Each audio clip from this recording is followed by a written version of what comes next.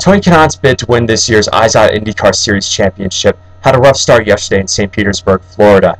With new cars and engines coming into play this season, odd equipment failures were bound to happen in this first race, and sure enough, Kanaan was victimized by one of those failures, as a faulty battery sidelined him after just 21 laps of racing. But as the 2004 Series champion knows all too well, there are worse things in life. When he was 13 years old, he lost his father to cancer. In 1999, one of his closest friends, Canadian driver Greg Moore, was killed in a champ car race at Fontana, California. And just 5 months ago in Las Vegas, Kanaan lost someone else dear to him, two-time Indianapolis 500 winner and former teammate Dan Wheldon. Sunday was the first time the series had raced since Wheldon's death, and reminders of the man they called Lionheart were everywhere.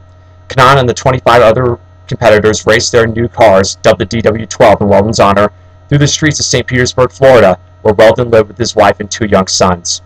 Whether it was because of this day or because of what he's been through altogether, Kanaan was able to put his race day troubles into perspective. He said, quote, "Looking around, it is a beautiful day with everyone remembering Dan. It reminds you that there are a lot more important things in life than dropping out of a race."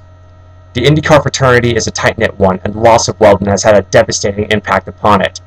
And while some time has passed since the Englishman's death, it will take far longer for the healing process to run its course.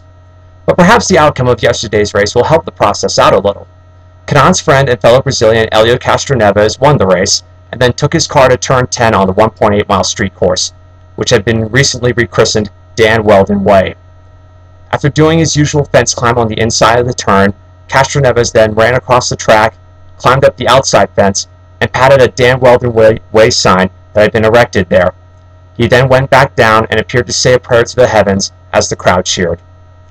Later, after accepting the winner's trophy from Wheldon's sister Holly, who also waved the green flag to start the race, he said, quote, "As soon as I got there, I felt very touched. We still hurt, but we've got to keep moving on." One race at a time, the IndyCar world will try to do that, but the memory of Dan Wheldon, world-class racer and special human being, will always remain with them.